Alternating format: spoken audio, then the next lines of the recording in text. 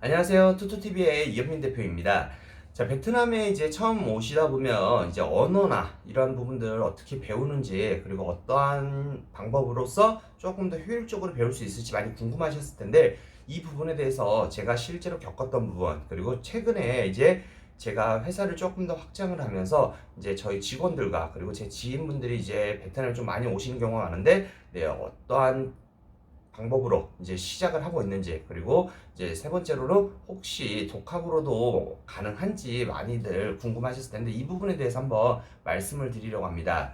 자, 먼저 베트남에 왔었을 때 가장 베트남어를 배울 수 있는 기본적인 방법이죠. 랭귀지 스쿨, 바로 어학원에 등록을 하는 겁니다. 자, 어학원이라고 했었을 때는 사실 이제 학교 기관에 있는 어학원들도 있고, 그리고 이제 사설로 이제 우리가 흔히 얘기하는 뭐 영어학원처럼 이런 베트남어 학원도 있는데요. 이 대학교에서 랭귀지 스쿨을 운영하는 곳은 지금 뭐 인사대나 이제 돈특당 대학교에 이렇게 지금 코스가 운영 중에 있고, 그리고 이제 뭐 푸미흥 내에도 보면은 베트남어를 알려주는 학원들이 있습니다. 자, 이런 학원에서 배우면 좋은 점이 무엇이냐? 바로 이제 여러 사람들하고 같이 배울 수 있기 때문에 어떤 게 좋다? 네, 소통을 하면서 그리고 좀 경쟁이 될 수도 있는 부분들이 있기 때문에 이런 부분들이 좀 좋은 것 같아요. 그리고 처음 오셨었을 때 사실 이제 뭐 과외로서 받기보다는 이제 이런 학원이나 이제 어학당을 다니다 보면 좋은 점은 이제 많은 사람들과 또 교류를 할 수 있는 부분이죠. 다만 여기서 네, 이제 조금 착각을 안 하셨으면 좋은 게 거기 가면 좀 베트남 친구들도 많이 만날 수 있지 않을까 이런 생각도 많이 하실 텐데요. 거의 뭐 90% 100%가 그냥 한국인이라 보시면 돼요. 그리고 이제 사설 어학원이죠. 이제 학원 같은 곳에는 사실 뭐 소규모로서 뭐 2명 또는 4명 이런 이제 그룹 과외식으로 이렇게 진행한 거를 학원에서도 진행을 하고 있는데 학원에서 좀 진행하다 보면 이제 한국말로 수업이 좀 진행되는 부분도 있어요. 그리고 이제 어학당에서 진행을 할 때는 이제 한국말로 수업하기보다는 영어로서 이제 좀 수업을 진행하는데 장점은 그러면 딱 정해 볼게요. 장점은 무엇이다? 네, 많은 사람들과 교류를 통하면서 약간의 경쟁 심리도 느낄 수 있고 네, 이러한 부분들로 인해서 좀 저렴하게 좀 다닐 수 있다. 그리고 두 번째로는 무엇이냐? 우리가 이렇게 이제 어학당에서 이제 배우다 보면요. 이제 그 스케줄대로 이제 진도를 나가는 부분들이 있을 거 아니에요. 그래서 싫든 좋든 내가 따라가지 못하면은 좀 뭐 조금 천천히는 가겠지만은 거의 그룹의 스케줄에 맞춰서 진행하기 때문에 좀 강제성이 좀 띄는 부분들이 있어요. 그래서 장점이라면 이 두 가지가 있고 단점이란 무엇이 있냐?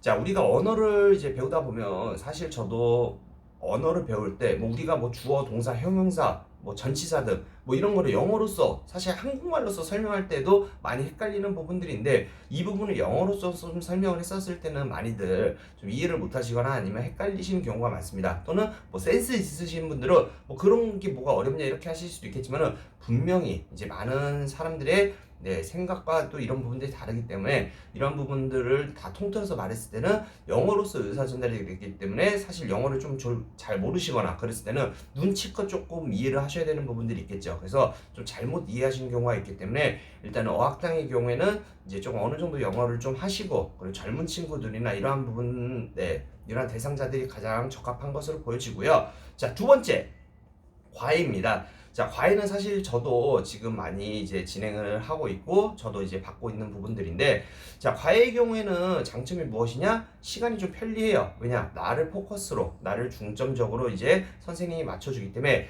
내가 조금 진도를 못 나가더라도 이런 부분들을 맞춰주시거나 또는 시간이 일단 편리하죠. 그리고 내가 원하는 장소에서 받을 수 있다는 거. 그리고 마지막으로 좋은 점은 무엇이다?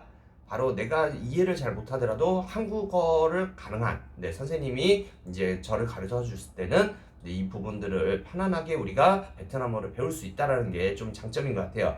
단점은 근데 무엇이냐? 자, 여기서 제가 조금 과외를 하면서 제가 베트남어가 조금 천천히 느는 이유가 있는 것 같아요. 일단은 선생님들이 제 눈치를 보는 것 같아요. 뭐냐? 선생님들은 어쨌든 이제 돈을 벌기 위해서 이제 학생들을 가르치는 부분인데 제가 바쁘잖아요. 그래서 숙제를 못하거나 그러면은 우리나라 이제 학창 시절에 선생님들도 똑같을 거예요. 우리나라에서도 학창 시절에는요, 부모님이 이제 어떻게 보면 과외비를 주시죠. 그러다 보니까 자녀가 성적이 안 오르면은 이제 혼내서라도 가르치는데 성인 대상으로 이제 하는 과외를 혹시 받아보신 분들은 아실 거예요. 바쁘거나 그러면 선생님들이 이해를 해주십니다. 왜냐? 일이 먼저죠. 네, 이렇게 얘기하는 경우가 있어서 사실 제가 수업을 조금 뭐 딜레이, 연기하는 경우나 이런 게 있다라면 선생님들이 너무 착한 양의 마음으로서 수용을 해주십니다. 그리고 숙제를 못하거나 그랬을 때도 혼내는 게 아니라 조금 숙제 못하면 저랑 같이 하면 돼요, 이런 식으로 얘기를 하면서 하기 때문에 사실 약간 좀 강압적인 게 떨어져요. 그러다 보니까 이제 어학당보다의 단점은 약간 이런 진도 빼는 거나 이런 부분에 대해서 조금 자기가 열심히 한다고 했을 때는 괜찮겠지만은 이제 자기 컨트롤이 좀 중요할 것 같습니다. 자, 마지막으로 네, 세 번째 독학입니다. 자, 독학을 할 때는 요즘 유튜브라든지 온라인 강의 사이트들이 많기 때문에 좋은 점은 무엇이다? 조금 편안하게 이제 과외처럼 내가 공부하고 싶을 때에 이제 언제든지 할 수 있다 이건데, 조금 이제 과외랑 장점과 단점이 확실하게 분리가 되는 것 같아요. 과외의 경우에도 내가 편리한 시간대에 선생님을 불러서 이제 스케줄을 맞춰서 이제 공부를 할 수가 있겠지만요. 온라인 같은 경우는 뭐 좀 더 편안하게 이제 내가 시간에 구애받지 않고 공부를 할 수가 있겠죠. 근데 단점은 무엇이다?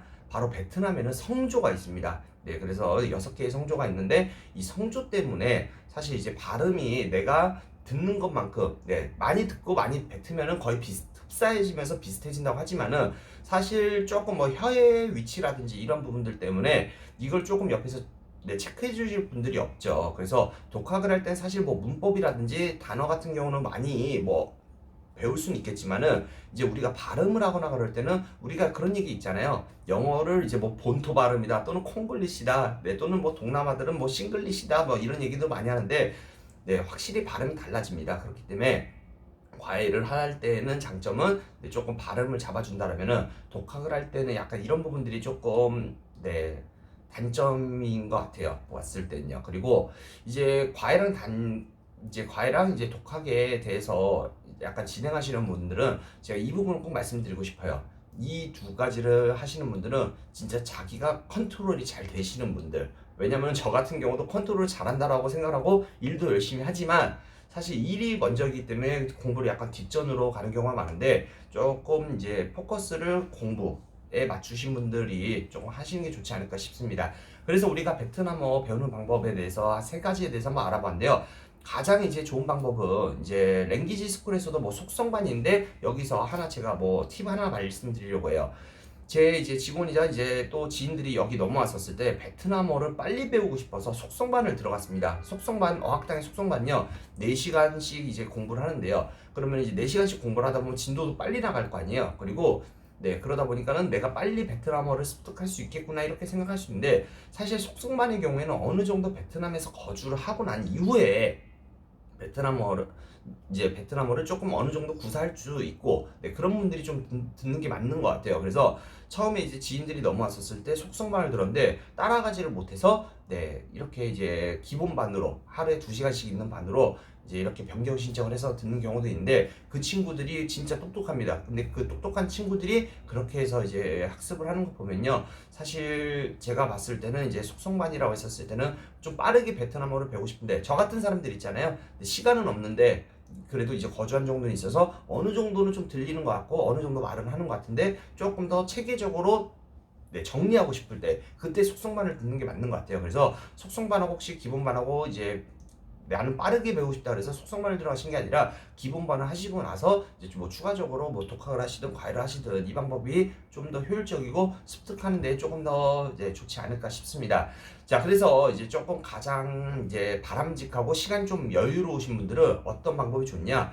어학당을 이제 다닙니다. 어학당. 그래서 일주일에 3번이든 아니면 매일 반이든 해서 2시간씩 코스를 들으시고요. 그리고 이제 어떻게 한다? 혼자 독학을 합니다. 혼자 독학을 하면서 네, 예습과 복습을 하다 보면 수업도 좀 더 쉽게 따라갈 수 있겠죠. 또는 이 독학을 할 때는 과외 선생님을 통해서 발음 연습까지 한다면 아주 금상첨화겠죠. 그래서 이런 식으로 베트남에 좀 빠르게 정착하시는 분들은 언어를 배우실 때 이런 방법을 추천을 드리고요.